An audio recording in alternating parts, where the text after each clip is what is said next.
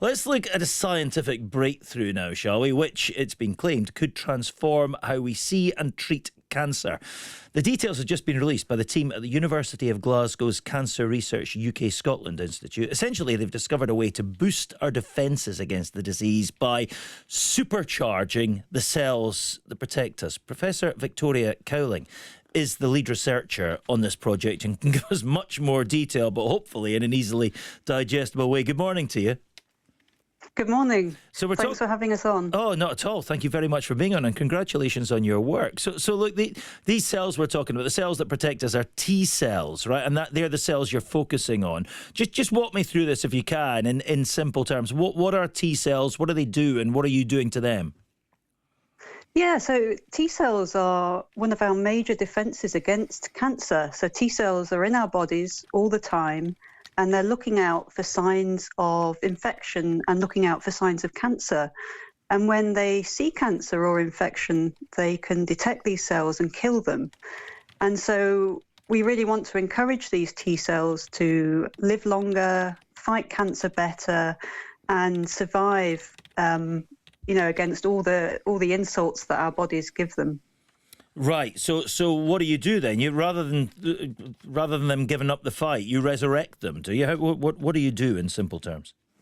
Yeah. So we've realised that T cells are really good at fighting cancer cells, and they're doing this all the time. But it's very tiring for them, so they become exhausted. And literally, we discuss a lot about T cells being exhausted in our bodies again when they're fighting cancer. So what we've discovered is a way that we can give T cells more energy. And what we're doing now is we're trying to develop new therapies for patients so that we can improve T cell energy and hopefully get them to kill cancer cells better. And if you, assuming you're successful in that, what kind of a difference will that make? We hear so much about cancer breakthroughs. How big a deal, modestly, is this one? Yeah, I think this is an important discovery because we found one protein in our cells that we can improve the energy of the T cells. But I'd emphasize these discoveries are being made all the time about how to improve T cell energy. So not only through treatment, but through diet, through getting sleep, through gentle exercise, we can improve these T cells to help fight cancer and infection. Right, so we keep the T cells energized, we kind of recharge their batteries, and that just is the wall that keeps the cancer at bay. Is it as simple as that?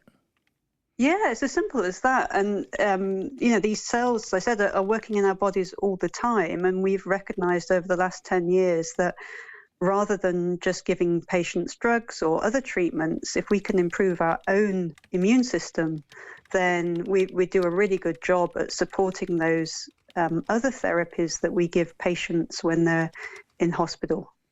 Yeah, and just looking at the numbers here, in Scotland, almost 35,000 people are diagnosed with cancer each year, and almost half of them, 16,500 people, die every year. I mean, that just gives the work you're doing some context, right?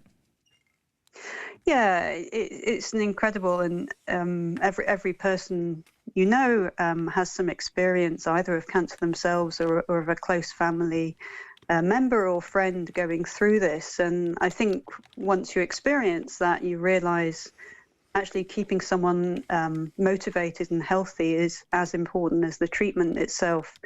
And so, yeah, it's a really great thing to be working on. And at Cancer Research UK, we're really grateful for all the funding that we get from different people around the country to do this work. Well, I was about to ask you that. What is the funding? What is the system? How are you funded? Is it government money goes in? Is it grant aid? Is it charitable funding? How do you break it down? Yeah, so most of it is from people in Scotland. They do charity fund runs, they buy items from the shops, they give donations privately, and it's that money that's really the major of the funding that we use in our cancer research. We do additionally apply and get money from pharmaceutical industry and from government and from other charities. But really, we're funded by people using the shops, doing the marathons, and just giving us money. Wow, I mean that is really. Do you know what? That's given me a little bit of pause for thought. When somebody comes up to you and says, "I'm running a 10K and I'm doing it for cancer research. Will you sponsor me?" and you give them a fiver, that money really does make this kind of game-changing difference potentially. Then. Yeah, it's hugely motivating for us. I'm really touched by the stories of the donors. Often they have a personal story behind why they're doing either whatever activity it is, and it means a lot to them, and it means a lot to us as well that they take the time, and they can choose one of many different charities to give their funds to. But yeah, it's a very motivating thing for us to gain this money and to hear their stories and to hear why they've given it and what they want to achieve with this donation. Yeah, it really brings it home, all that stuff. It's fascinating. Well, listen, congratulations to you and the team on some fantastic work, and long may it continue, and long may the donations continue as well. When somebody comes to you and says, "I'm doing a 5K dressed as a pantomime horse, I'm doing it for cancer research," take it seriously and donate, because there is the evidence. That is the cash that is responsible for funding the people who will, one hopes, eventually make the big breakthrough and beat this illness forever. Everybody wants that good news, don't they? Exactly. Professor Victoria Cowling, thank you very much indeed. Well, Connie's